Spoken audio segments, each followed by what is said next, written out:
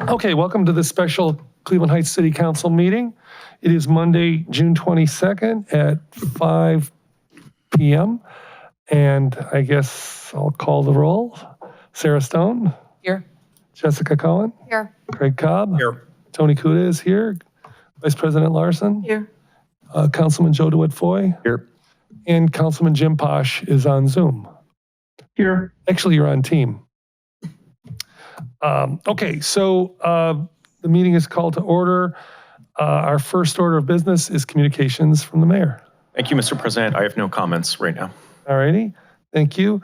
The next thing we're going to do is we're going to flip around 5 and 6, and we'll do a public confirmation hearing for the HR director nominee, Christina Halstead. Ms. Halstead, are you there? I am, yes. All right. Mayor, would you like to do the introduction? Thank you, Mr. President. It's my pleasure to introduce Christina Halstead for consideration as Cleveland Heights Human Resources Director. Christina currently serves as HR manager for the City of Columbus's Department of Public Safety, one of the largest and most complex municipal workforces in the state. In that role and throughout her career, she has built hands-on experience across virtually all facets of human resources, labor relations and contract compliance, employee discipline and grievance proceedings, FMLA and performance evaluation, and the list goes on. Christina holds a master in the study of law from The Ohio State University with a concentration in employment law and a Master of Public Administration from Franklin University with a concentration in human resource management. She's also a credentialed professional in human resources, PHR, and a member of the National Public Employee Labor Relations Association, reflecting both her formal expertise and her ongoing commitment to best practices in public sector labor relations. Christina's combination of municipal experience, legal and administrative education, professional certification, and a labor relations expertise make her exceptionally well qualified to lead Cleveland Heights Human Resources Department. I'm pleased to present her for your consideration. All right, thank you, Mayor. Before we go into questions, I want to say that this situation comes about because we did amend our charter in November. Council believed that it was very important to establish an actual HR department with a director at that level. And with 400 plus full-time employees and over 100 seasonal employees, we thought that this was very appropriate. And previously, this job was divided up between the finance director. Actually was given to the finance director, and we know the finance director has plenty on his plate. Christina, would you like to speak first? Would be welcome to hear from you, or we can go to questions. Sure. I think that Mayor Petras did a wonderful job in his introduction. He took a lot of the words out of my mouth when it comes to what I was going to say as an introduction for myself. I would welcome the questions that you have. Sure. Who would like to start? Well, I guess I'll go first. Thank you for interviewing with us. I do say your name because I've met everybody. You have. I'm Councilman Craig Cobb. What was it about this job that drew your interest? Absolutely.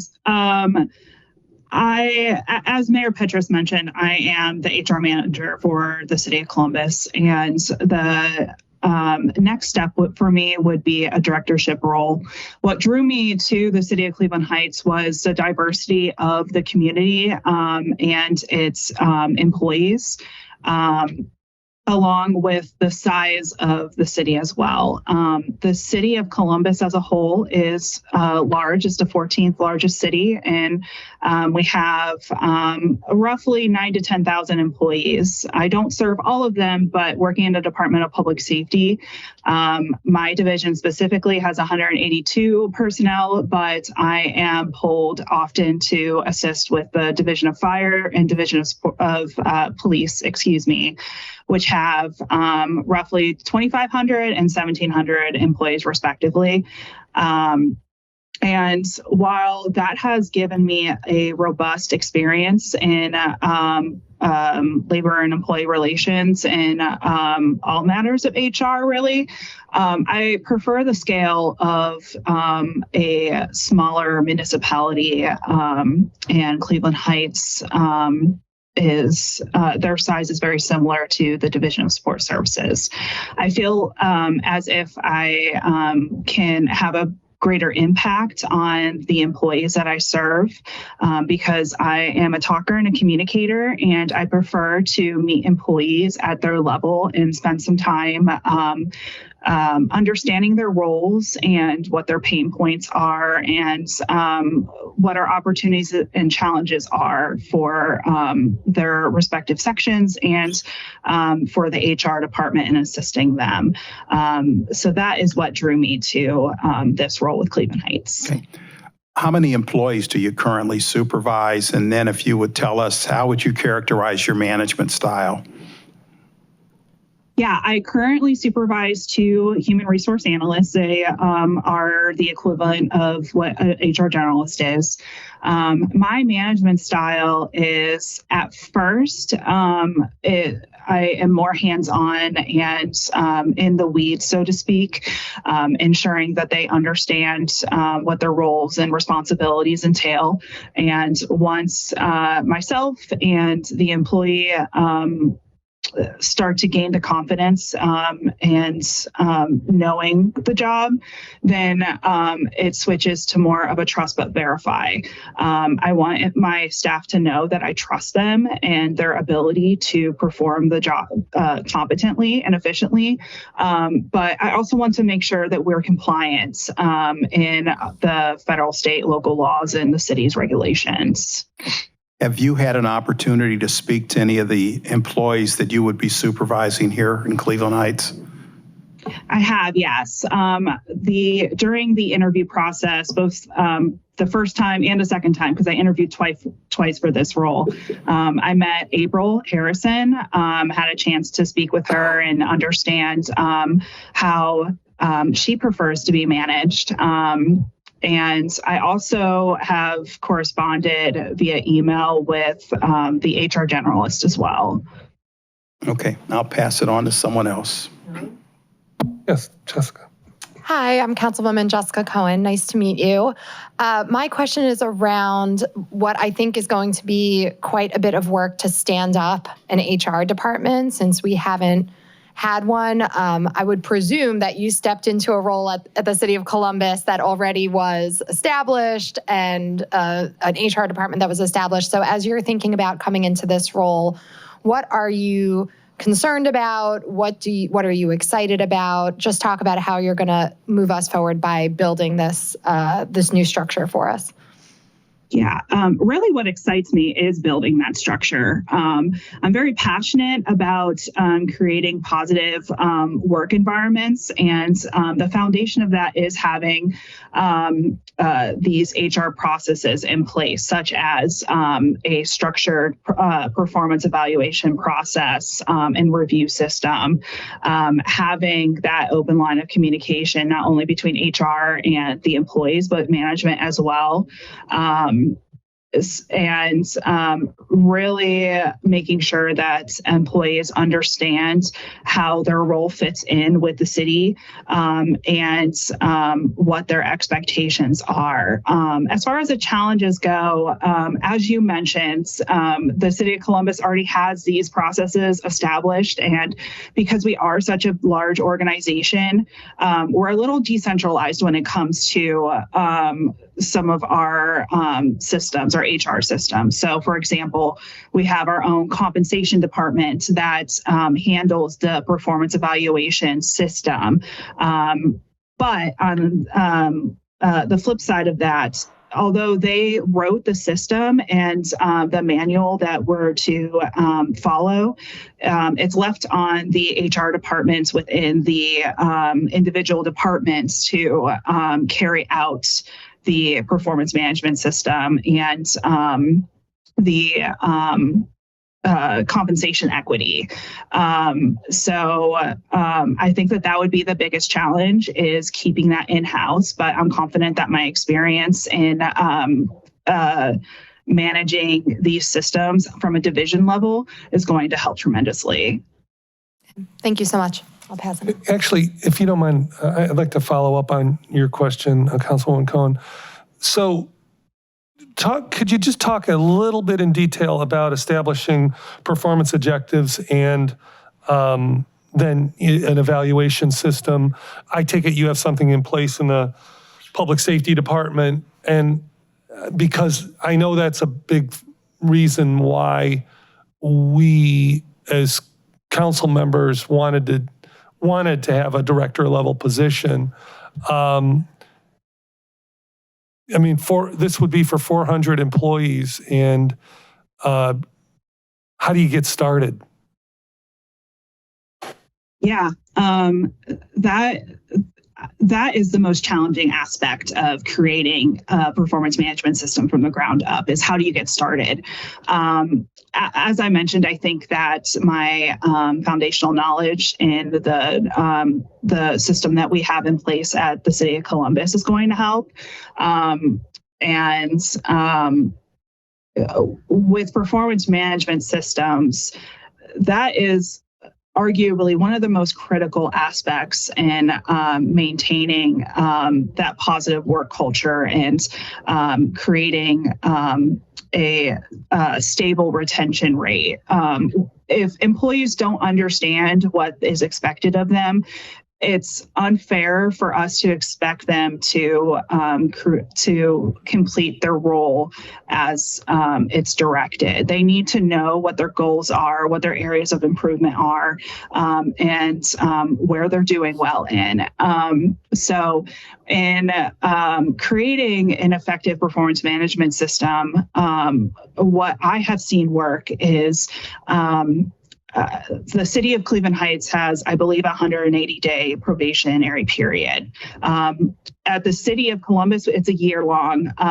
So when scaling it down to 180 days, the probationary period itself is the most critical time for a new employee. We need to make sure that they're set up for success, and therefore I think that there needs to be periodic touch points. I would suggest that they be at, for example, the first 30 days to set those, to reinforce those expectations, and then maybe at 90 days, 120 days, and then the final probationary period. They may seem excessive, but employees, we want to make sure that they're successful in their role.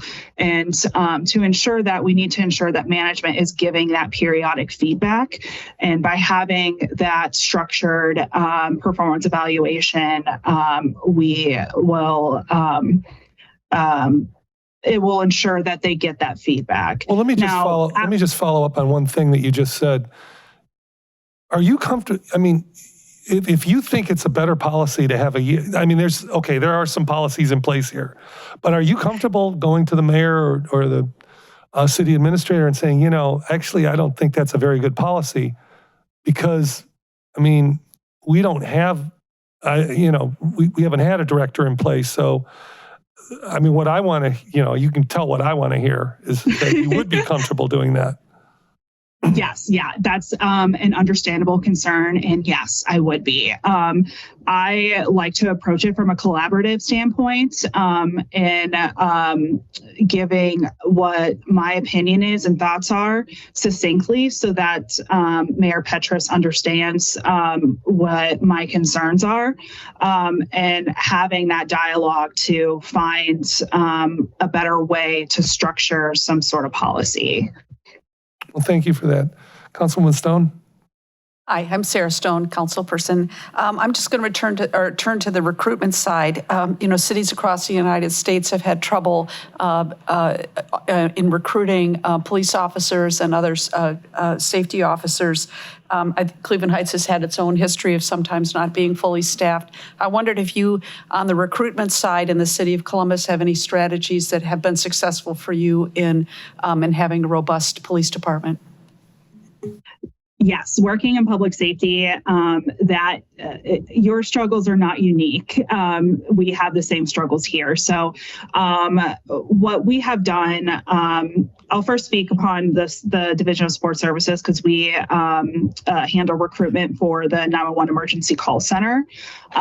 We have tailored our recruitment strategy to gain interest while with the youth. So in career centers, we would start going in and having conversations with law enforcement programs and creating that talent pipeline, helping them understand what it means to be a police officer or firefighter, or for us, a 911 emergency call taker or dispatcher, going into the community and helping bridge that, for lack of a better way to describe it, distrust in public safety personnel. And by doing that, you also create that talent pipeline, always having those conversations to help employees and the potential employees feel comfortable. We've also previously contracted with a third-party vendor called All Star Talent, which I wouldn't necessarily bring in as a priority because it's dependent on the budgetary constraints. But that has also helped tremendously because they have helped us with social media, targeted ads, and creating forums for the community to come in and ask questions, have hiring discussions, and also it just helps to get our name out there. Again, I wouldn't want that to be our first priority. The priority, in my opinion, should be creating those talent pipelines through employment fairs and career voc ed educational schools. But those are all potential ideas to consider. Councilman Posh?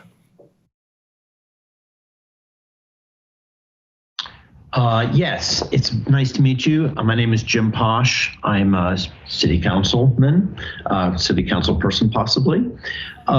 So the one thing that's concerning on your resume is you have a Columbus address. And although I love Columbus, it's going to be pretty hard, I think, to do your job while you're in Columbus, but maybe not. I mean, do you plan on moving to Cleveland Heights?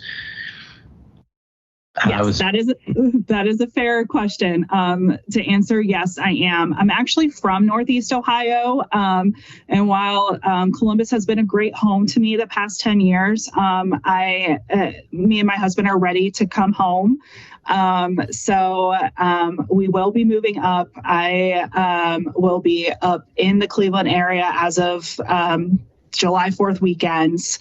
I will not be completing this role from Columbus. That sounds good. That's a wonderful answer. And I hope in your places to look, Cleveland Heights will be on your list. But we understand there's other communities and family needs and everything like that. But it would be really great if you were local. Thank you. Vice President? Hi, Ms. Halstead. I'm Gail Larson, Vice President of Council. It's nice to meet you. I want to go back to the evaluation system because it's extremely important to us to have that in place since we found out they don't have one here. What resources and training, because it will require training of supervisors,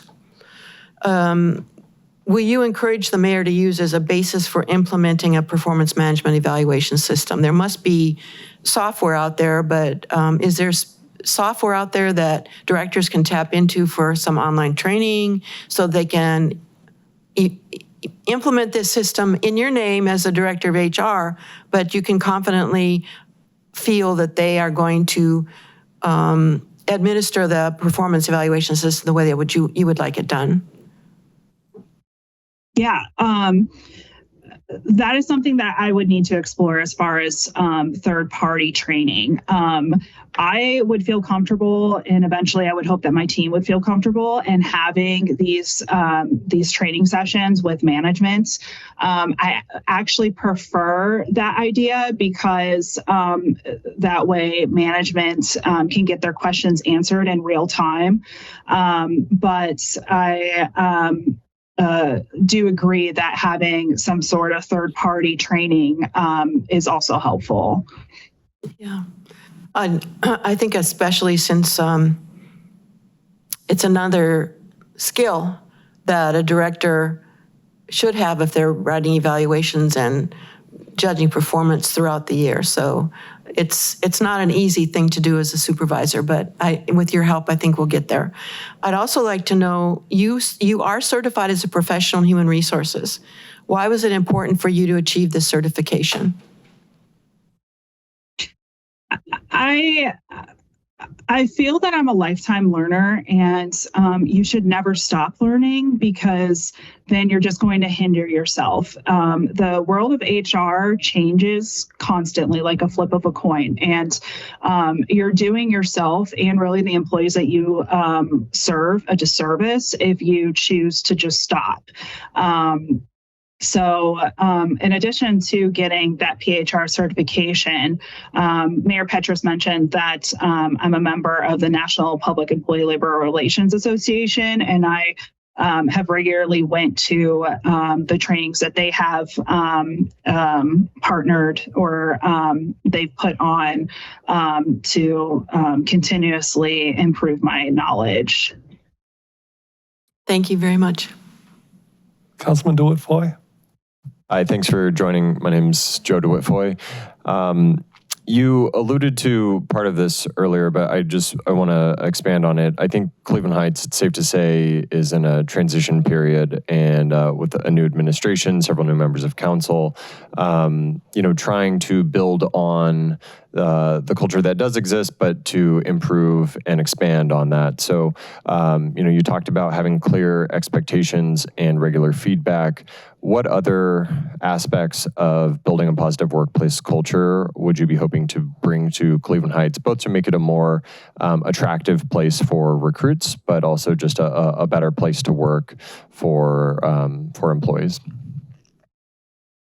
I think that there's value in including your employees in decision-making processes, not so much when it comes to the final decision, but getting their inputs.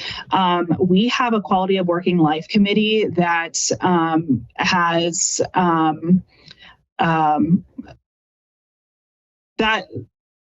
Sorry, let me start over. The Quality of Working Life Committee is consisted of both management, HR, and some members of our division. They bring concerns that employees have to the table. We discuss it. We figure if there's any way to improve the work life there. So it can be something as little as can we get the chairs cleaned in our 911 emergency center, to something as large as employees are noticing an uptick in employees marking off for overtime, which is therefore causing a strain on their fellow coworkers who have to stay for that overtime that the other employee did not stay for, that has helped employees feel valued. It also helps them understand what goes into the decision-making process. It's not just a matter of we don't want to do it that way, so we're not going to. They see the fact that we have to look at the policies, procedures, whether it's going to be a liability for the city. We've had that happen when we were planning our family fun day, and we were trying to figure out if we can have a dunk tank used there. So I think that is one aspect that I would like to see implemented at some point. On the topic of the Family Fun Day, I think that it is also helpful to have those employee recognition programs. At the Franklin County Community-Based Correctional Facility, every year we celebrated Public Employee Appreciation Week. It was a 24/7 unit, so we put extra care to ensure that employees on all shifts were getting the same care and recognition, despite the fact that they're on an opposite shift as us. So I think that if employees see you taking the time to recognize them and meet them where they're at, it improves the retention, and it makes people want to stay. Great, thank you. Councilwoman. I just want to question back to, I know we've been talking a lot about evaluations. You described the probationary period and the importance on onboarding new employees. But as you implement your employee evaluation system, there are also those existing employees. I've been in the circumstances sometimes where those situations are hard to correct when there are ingrained practices or other issues that affect an employee's performance. And I just wonder if you would describe what you might do in a situation where the manager and an employee are, struggling a little bit to make progress in rectifying an employee's performance. Yeah, unfortunately or fortunately, however you want to look at it, I'm no stranger to those instances. I am a firm believer in performance improvement plans and the effect that they have on improving an employee's performance. At the first sign that an employee is not meeting their expectations, and really, if I can go back a little bit with performance evaluations in particular, it's important to develop development standards for the employee, which are just goals and areas of improvement for the next rating period. That's your foundation for evaluating the employee. If the employee is not meeting those goals and expectations, that's when the conversations need to start happening between the employee and their manager. If the employee is still not improving after periodic supervisor meetings that are documented, then that's when the performance improvement plan should be enacted. The performance improvement plans, they have a negative connotation to them that I have committed a lot of work into breaking that stigma. Employees feel that or believe that it is just a tool to discipline them out of their employments, but that is not how this should be viewed. It's not just expectations on the employee, it's also expectations on the manager to ensure that they are giving the employee all the resources that's necessary to make sure that they are successful. Let me follow up on that. How much time do you believe in giving an employee to adhere to performance standards, improve their attendance, improve their attitude, improve how they deal with the public? How much time do you believe is reasonable to give an employee to meet those expectations? And if they're not, are you able to have the hard conversation with the department head and that employee? Yeah, I'm actually going to work backwards if that's okay, Yes. and answer the last question first. So I have had to have those difficult conversations. I've actually been on the at the table telling an employee that they did not meet the expectations of their performance improvement plan, and therefore we unfortunately need to terminate your employment. No one feels good giving that conversation, but sometimes it is necessary because it ends up costing the employer more long term to keep that employee who is not performing as expected, as opposed to finding a different person to backfill their position. As far as a timeline that I would give an employee to improve, I would say that is dependent on the situation. You don't want to give somebody 30 days or 60 days, for example, to improve upon something that is performance-based and it's unrealistic to improve in that time frame. Now, attendance, that's different. With attendance, I think that shorter time frame is necessary because especially if the employee has had habitual tardiness or they have exhausted all of their paid leave time, that pattern and likely whether that pattern is going to continue or not. I truly believe that it's just dependent on the situation. And what's your view on employees that are on their cell phones or surfing the net at their desk when they should be doing work for the city?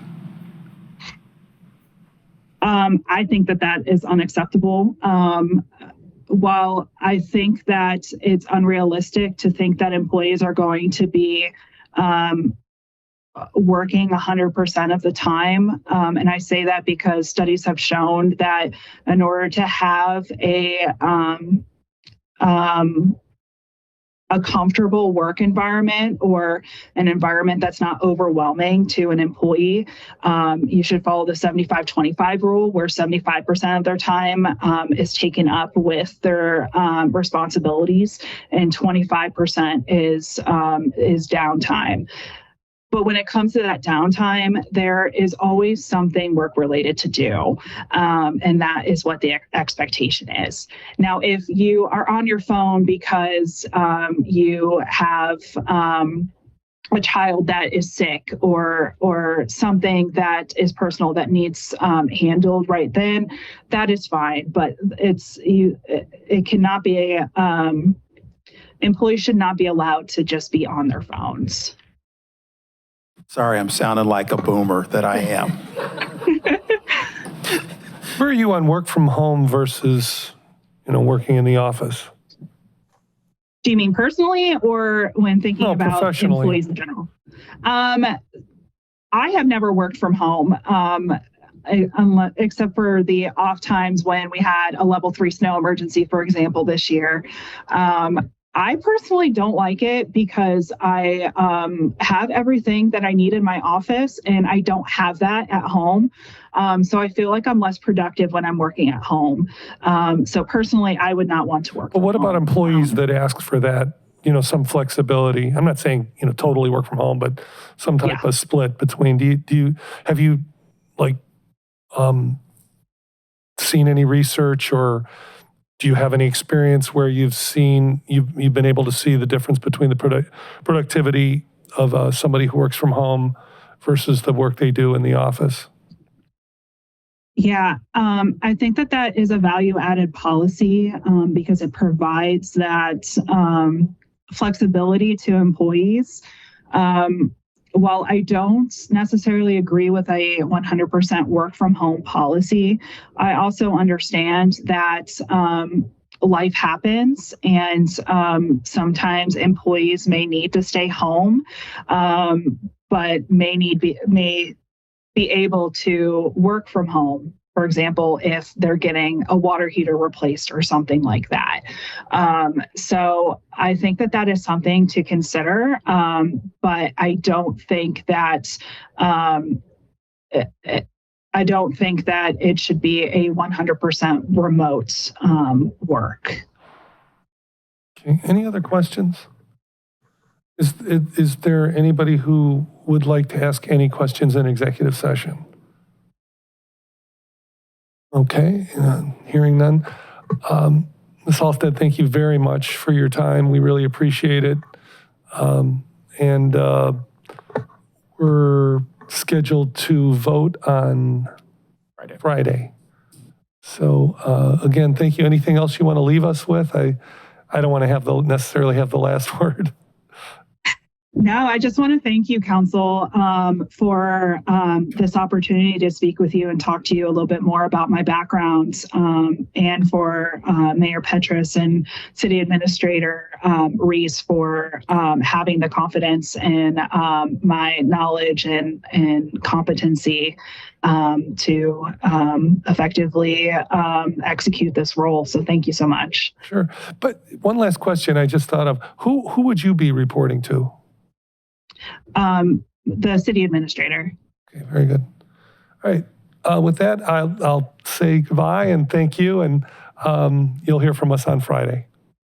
All right. You all have a great night. Thank you. You too. Thank you. Mr. President, Yes. when we go back in the committee of the whole, there is a period for an executive session. Yes, I'd like to discuss her situation when we do have that. that would be fine. And appropriate. Yes. President, if I could, am I remembering that earlier you swapped the executive session and the public confirmation hearing on this agenda? So I think that we now have the opportunity to go into executive session if you wanted. Understood. But what I think we're going to do is just wait till we go into committee of the whole. Thank you, Mayor.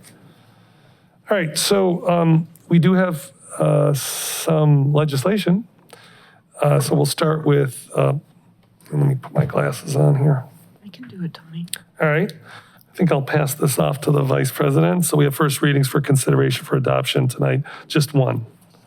Ordinance number 129-2026, an ordinance amending the city's housing and business maintenance codes by enacting new subsection 1347.03G of the city's codified ordinances and repealing in their entirety sections 1351.34 and 1369.16C of the City of Cleveland Heights, Ohio's codified ordinances, repealing ordinance 126-2026, and declaring the necessity that this legislation become immediately effective as an emergency measure. So moved. All right. We have a motion. Is there a second? A second. Okay. Very good. Any discussion? Okay. So this just, the big change is the whereas clause number 5. So this would be repealing what we did on the 15th of June. All in favor? Aye. Aye. Any opposed? All right, that motion passes on to first readings only. Mr. President, if I might, just, it does repeal what was done on the 15th with regard to these sections, and makes those changes now separately and immediately effective. Thank you for the clarification.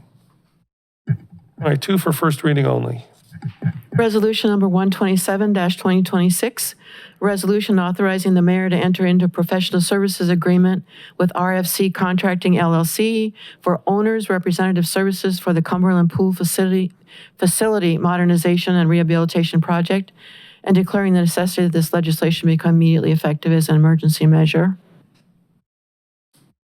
So moved. President, Well, this is first reading only. However, since we don't really, have this in committee of the whole, if anybody has any questions about this, Or I could speak to it. now would be the time. Yeah. Yes, thank you, Mr. President. So we received, as the legislation says, 6 responses to the proposal that we put out, and we had interviews with 3 finalists and follow-up interviews with them. We also checked references for each of the 3, and there is another piece of legislation that would create, that's a budget amendment for this, which is $300,000.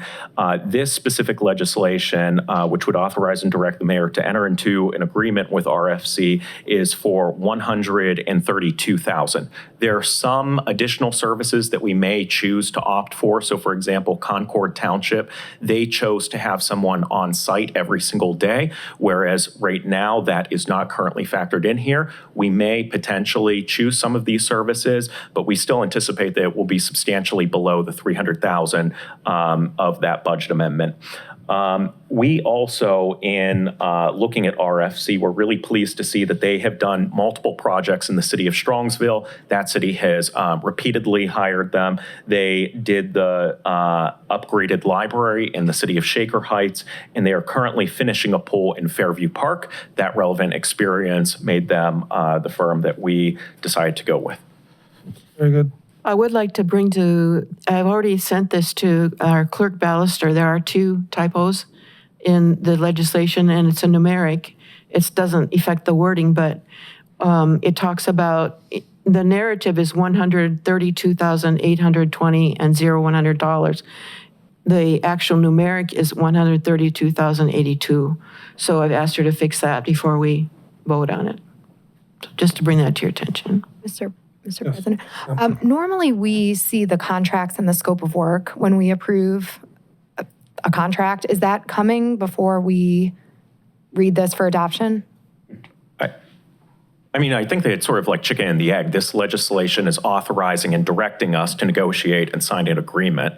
And so sometimes we're at a point where we have an agreement that's in process, but we're moving pretty quickly here. And so we recently made the decision to go with RFC and put them in touch with the law department so that the law department could negotiate a contract, or I'm sorry, could draft a contract with them.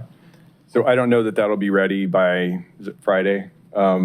But I think that it may be that the proposal or some additional information could be provided, and I do think that we'll be likely using an AIA form as the template for the contract. We can pass along the proposal. I provide that to the clerk and could send it out to all council members. Yeah, I think that would be helpful. I mean, obviously there's an agreement on what the scope of services are because there's an amount that we're being asked to approve. So to have more information behind that would be helpful. And again, we may choose to go with some additional services as we work on that agreement, but we could certainly provide the proposal to you. That would be helpful. Thank you.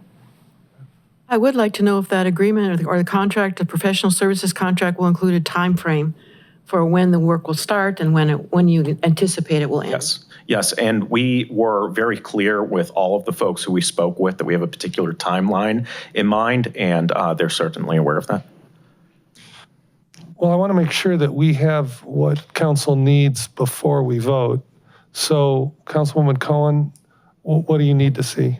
I would like to see the proposal that has, I presume, a number on it in terms of what the cost is for the services and the scope of services that they're offering. And then if for example, if they're offering $300,000 of work, if the administration can indicate what is meant to be included in what services are meant to be included in the amount that we've been asked to approve. It doesn't have to be in any sort of formal contract, but just some communication that we have. I don't think I saw it in the memo. Whenever finance was working on the budget amendment, we were looking at proposals that had a wide range of numbers. So there's the 332,000 on the lower end. The one proposal was like 650,000. And so I think that finance chose the 300,000 because it seemed that most of them were within that range, and we had not yet selected one. And so we still think that, it's appropriate to go with the 300,000 because we may add additional services, but I anticipate that it will be substantially below the 300,000. And just to be precise, what I meant was not the budget adjustment number, was the number in this piece of legislation, the 182. Right. But, So we can provide that proposal that details that. And then as we draft the contract, we could share those those drafts with you. Thank you. In the timeline, no problem there? Start date, end date? Yes, I think that we're comfortable with that. Okay, very good. Want to read the next one? Yes. Resolution number 128-2026, a resolution appointing Helen Hertz, Linda Strayevsky, Corey Clark, India Birdsong Terry, and William Fadell as members of the Municipal Property Development and Disposition Committee of the City of Cleveland Heights, Ohio. All right, and then we have 3 second readings that we are going to vote on. Can I just have point of order, Sure. Mr. President? This particular piece of legislation, perhaps the law director could help us. Is this meant to be adopted on Friday, or is this meant to be at our July 6th. July 6th? No, I'm asking July 6th. That's what I'm asking, which meeting? You're asking about 128? 8. Yeah, the MDCPP, yeah. Yes. I think it's council's discretionary determination on when they would make those appointments. I mean, this is not an emergency, so, I mean, I have no problem with July 6th. No, the reason I was asking is because we did have we had a conversation. And we're a little off kilter with we're doing legislation in this meeting. We have another meeting on Friday, then we have another meeting on Monday. So we did have a conversation at the last committee of the whole regarding one of my concern with this legislation. And I think we've come to a good conclusion on how we can, I'm sorry, am I getting these two mixed up? 124 though, right? Okay, right. That is That's for why I today. was- Oh, yeah. this is the appointment This versus is the appointments to the one that will be finalized whenever that's voted upon. Okay, but is that one, and my computer's battery is lost, so I can't. Second reading, yeah. That's that's next. the next one. Okay, so that's fine. Then we do not have, then I will see save Director this Zanth for the has next. something to Yes. say. And I'm going to plug in right my up. computer while. Just on the point of this piece of legislation, I had worked with the clerk that it is anticipated to be on Friday's agenda. First reading tonight, second reading on Friday. But as the law director said, there's no rush in this. There's no emergency. So if you choose to do it on the 6th, that would be fine as well. But that was her intent, the clerk, to have it on for Friday. And when you say it, you're talking about 128. 128, correct. Yes. You okay? All right. well, I'm good now, yes. Well, I will save what I was going to say for the next piece of legislation.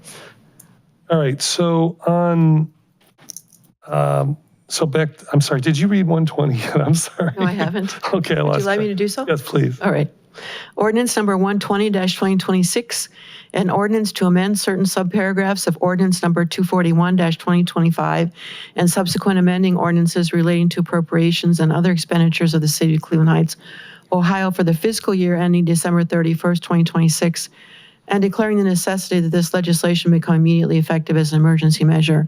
And I heard Councilwoman Cohen thinking that she might want to amend this particular piece of legislation. Yes, so as a reminder, this is 2 pieces to it. One is the owner's rep for the Cumberland Pool project, and the second piece was the street sweeper that Public Works, there's associated legislation with. I had raised some questions about the street sweeper. In response to those questions at Committee of the Whole, my understanding of what the response was that this was going to be an additional street sweeper, a 4th one in addition to the 3 we have. And my question was whether that was really necessary and if we could use these funds for something else.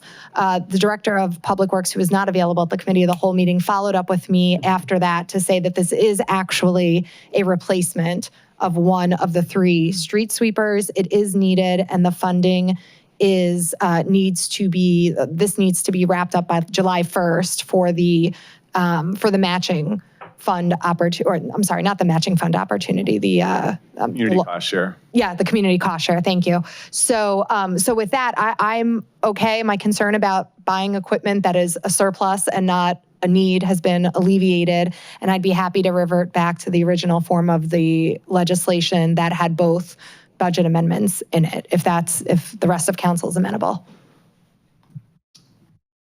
And the law director will be happy to guide us through how we do that. Well, so I don't have the original piece of legislation in front of me, and this one has been modified both in the memo and I believe in the exhibit to remove the appropriation for purposes of the street sweeper purchase. So we would have to substitute the one that was read last week for the one that is in the packet for this evening. Can we do Or that we- via motion? Or we could just have it on Friday, because we talked already with Director Hannah about making sure, because there are two other pieces of legislation that are critical to this purchase as well. So we can make sure that that budget adjustment is done on the 26th, correct?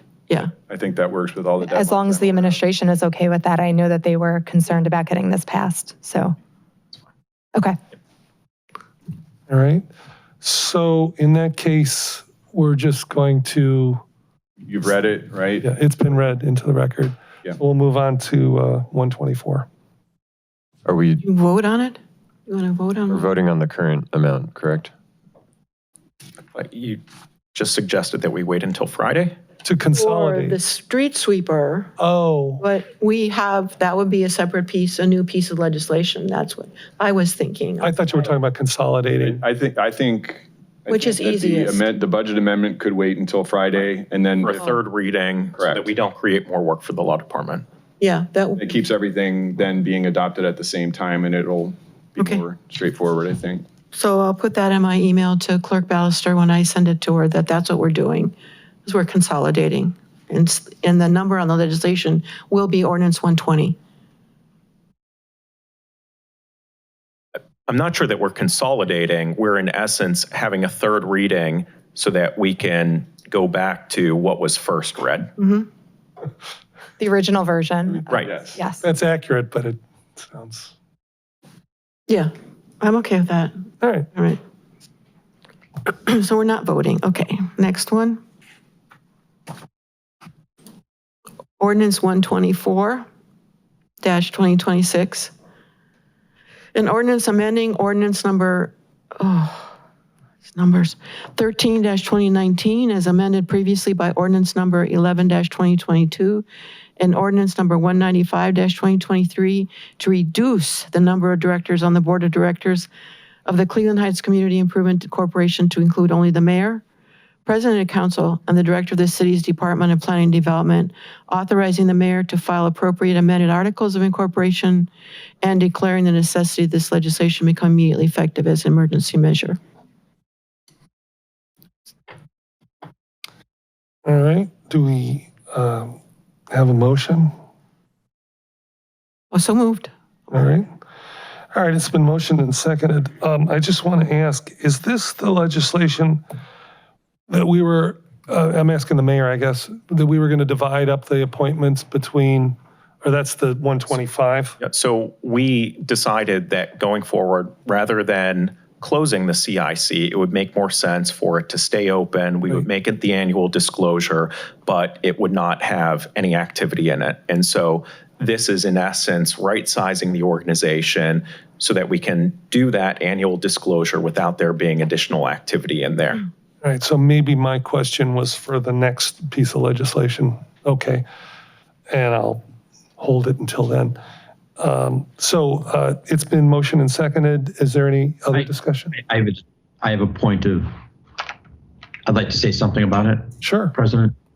So there's some really great people on the CIC, and I do know that this sort of morphs into 125, the next thing we're going to read, but I want to make sure that everybody understands this act to demote those folks and dilute their authority. I mean, they're really great people. They've done a lot of great work for the city.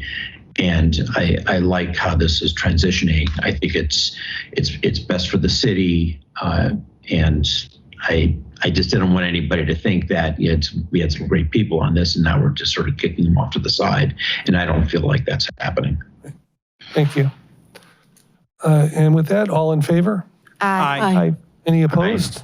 That motion passes.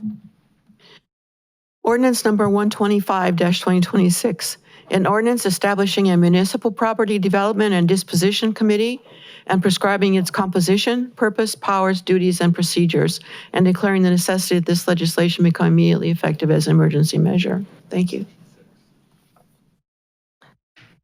I can make a motion, or I can just provide some additional explanation on this piece of legislation. Well, why don't you do both? Okay. On the amendment, yeah. Okay. So moved. Section 6, you said? Well, Section 6, yeah, okay, well, before I move, I will go back. This is what happens when we have an extra council meeting in between council meetings. I had raised a concern at the committee of the whole meeting that we are changing the structure of this and creating a citizens advisory board without a council presence, which in the structure that the administration explained and made sense, we do have the council president on the CIC, but that's now defunct, and we are appointing these members, so we do have a role, but my concern was primarily that the administration, if it wasn't the collaborative administration we have right now, but rather a more adversarial relationship, that they might use this advisory committee in lieu of informing council about the disposition of municipal property. So after our discussion of committee of the whole, and Director Zamp's suggestions at the committee of the whole, how we might approach this, I worked with the administration and our outside counsel to craft an amendment to this piece of legislation, which you'll see in section 6 in what the law director just gave us the amended version. And and I'll read it out for the record and for the public, but the section 6 is the section that says that this committee, the committee, it is advisory only. It'll have no independent authority to bind the city, et cetera, et cetera. And the amended language is, furthermore, it is not the intention of the city that every disposition of real property be subject to review and advice of the committee, and the city may proceed with the disposition of any particular piece of real property in accordance with its charter, codified ordinances, and applicable statutory provisions without review and advice from the committee. However, in the event the committee is consulted prior to the disposition of any particular piece of real property, the mayor or his designee shall advise council of such intended action prior to convening the committee for review and advice pursuant to this resolution. So in my mind, this preserves the administration's obligation to keep council informed when they are going to be utilizing this committee. And so there's not a workaround to have this committee play the role that council is meant to play when it comes to advising on real property, municipal disposition of municipal real property. So if this is, I guess I'll ask the law director for guidance on whether I can move to adopt the amended version of this, or if I need to move for the amendment itself. So I think the most straightforward approach, I think, is to, for reasons I'm going to mention in a moment, to move to amend. The document in front of you is denoted already as amended 622-26, but I believe that there was a change also discussed in terms of the number of appointments, which is perhaps what you were getting at, Mr. President. Not the number, The maker of. Yeah. The appointments to being made by the mayor, subject to confirmation by council, or not? It was a division. Right, we were going to divide them. So 2 by the mayor and then 3 by council. With the understanding that all of the folks who would be initially appointed are those currently on the CIC. Which is the prior piece that we read earlier, Correct. Right? 128. Yep. So the piece that's currently before you does not have a change in section 2, which is composition and appointment of members. So you could make it, you could have a motion to amend it, or we could prepare this in clean form and you could act on it on Friday, since you're going to be back at this in any event. Friday, I think then we'll have a clean piece of legislation. Yeah. Right. So now we have 2 kind of competing. Yeah, I see that. Thank you. All right, let's do that. Just one clarifying question on that. Yeah, sure. So does this only come into effect if the committee is advising the administration on the disposition of a city-owned property? It's listed or it's written as any particular piece of real property. And my understanding is like the CIC, one of the roles was to advise on, disposing of city-owned property, but also could be consulted for sort of broader development projects or situations. So this would just be if the city is potentially going to sell or dispose of a city-owned property before consulting with this committee, council would need to be notified. I think that the answer is its principal role will be on advising with respect to the disposition of city-owned real property. But in section 5, at the top of the third page, it says that in fulfilling its purposes, the committee may, and it goes through a couple of activities, and one of those is identify and recommend priorities and opportunities for redevelopment, assemblage, interim use, housing, commercial or public uses, and other lawful dispositions strategies. But assemblage would suggest that there's a role that could include some of the general economic development or land use role. Right. So are we requiring that council be notified anytime this body meets, or? All of their meetings would be public, so you would be notified, the public would be notified, and so council could be notified in each of those instances as well. Okay. I'm wondering if this poses a burden on the administration to sort of, figure out exactly when this requirement will be met or be needed, and then send council an email before the committee is meeting, if the committee is meeting regularly without that requirement coming into effect. So I think that some of that is the purpose of the Section 6 amendment, which says that it's not for purposes of clarification, it's not the intention that every disposition of real property be subject to review and advice from the committee, and the city may proceed with disposing of a particular piece in accordance with charter, codified ordinances, and other applicable law without review and advice from the committee. But if the committee is consulted, then the mayor or designee shall advise council of such intended action.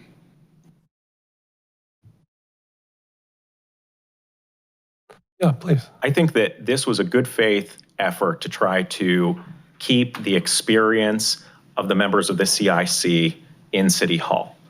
And so, it could be the case that, we just don't take their advice, but I thought that this would be a good way that we could keep that here. Again, as I shared during our last council meeting, we can't dispose of property without city council voting on it. And so my belief is that this is unnecessary and that this creates a burden. But if this is something that would help council to feel comfortable, we talk with folks regularly for advice on different things. If this is something that council thinks would be helpful, I'm happy to include it. But again, I don't think that it's necessary. Mr. President, just in response to Councilman DeWitt Foy's, this is only at minimum meeting semi-annually. And the language is, again, this is not meant to be an ongoing advisory for every single transaction. The goal of the amendment, as I had asked, the group that we were discussing it over email, was to ensure that with a more adversarial administration, that this group could not be used as a workaround to advise on property without council being aware of it. So it's not meant to be an administrative burden as much as it is to be a check on and if I'm not saying that the people that we are intending to appoint would want to serve in that role either, but the mayor and council can appoint now this, or will be able to appoint this 5-person advisory board, and they can consult them without this amendment, without our knowledge. And that's all. I really don't see it as burdensome as opposed, this is the natural course of informing us about municipal property. In the way we function currently, I don't see as a burdensome, because to the mayor's point, they let us know about when there's going to be a disposition of municipal property. This is more a check on an administration that is not communicating with council in the way that it should be. Okay. All right. With that, I'm going to ask if there's any old business or any new business. And if not, I'm going to adjourn this meeting at 6:05, and we're going to go into the executive conference room for a committee of the whole.